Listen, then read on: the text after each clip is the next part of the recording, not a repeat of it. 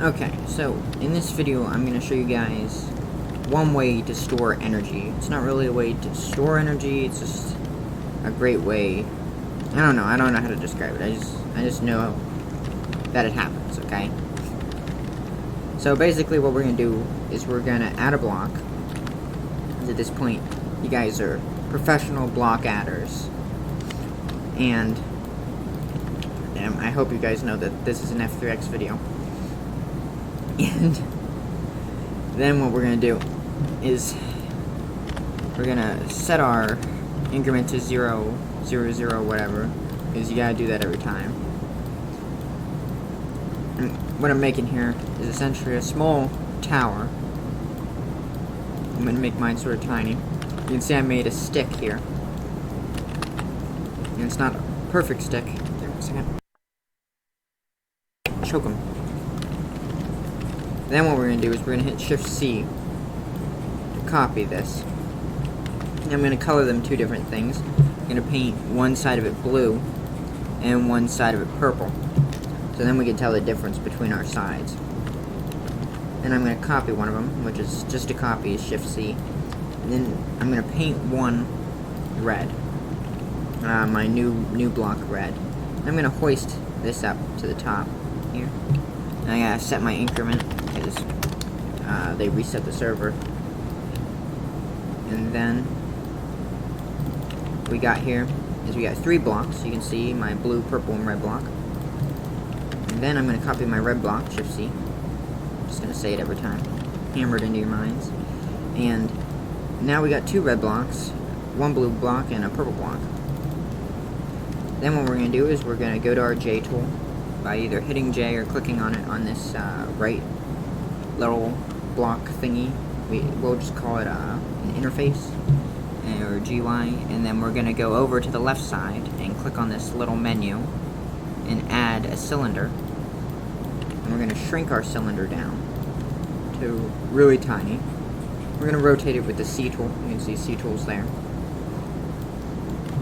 And we're going to slide it in here into our little hole that we have in our tower. What we're making here is a pendulum. That's what it's usually called. I just call it a wheel with a stick on it. And what we gotta do here is first we're gonna paint our stick brown so we can see it. Next we're gonna make a copy of our stick, Shift-C, and then paint the copy purple. Maybe a different color. We're going to paint it like a bright blue, like toothpaste. Then we're going to shrink that down. And then we're going to go over to the left side of the screen while we're still on the resize tool. Click both and resize our toothpaste colored part so it can be like a piece that helps hold the stick in this frame we made. We're going to slide that back. And now you can see that it's going to help hold the stick in there. Then we're going to make a copy again, Shift-C.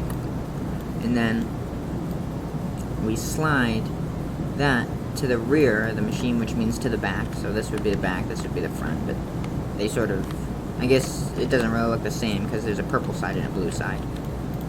And then what we want to do is we're going to resize these blue toothpaste colored things again because they aren't really a good size. Now they're a good size, and they're going to hold this thing in so it doesn't fall out. Now we're going to copy the brown piece. As you see, I clicked on it. Shift-C to copy. And then we're going to move our new copy up to the front here.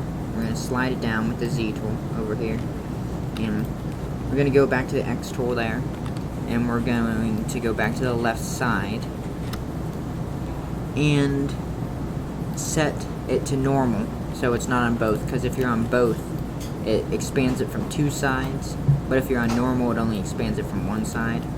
And same with sort of like area around it. So like if I'm on both and I scale it up, it's going to scale it up from all sides like that, but if I'm on normal it only scales it up from one direction. So now we're going to shrink it down into like a wee tinsy stick. And then we're going to paint it like a sharp red color. And then we're going to copy it one more time. We're going to copy this red stick, and we're going to shrink it down near the tip like this. And then we're going to use both on the X tool, or the size tool.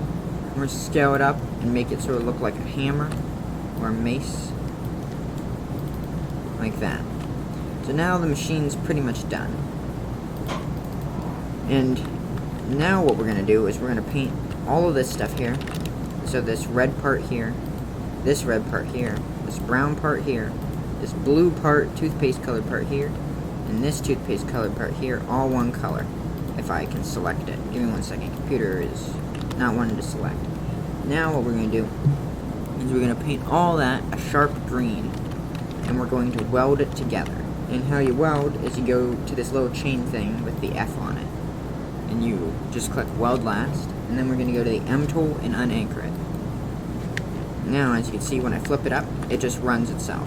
Now, as you can see, it didn't last very long, but basically what you can do is you can build a big one of these that's very heavy, and probably better made than this, and it will just run and run and run, and on the back side of here, you can put a little wheel, and energy will escape from that wheel into other wheels and run your machine. The pendulum will not spin all the way around because the force of gravity is trying to pull it down to a stop. So I'm sure you fully understand that, but just remember, it's just a stick connected to a stick connected to, I don't know, a sort of biggish fat stick. Okay, there you guys go. I showed you how to sort of make or store energy in Roblox.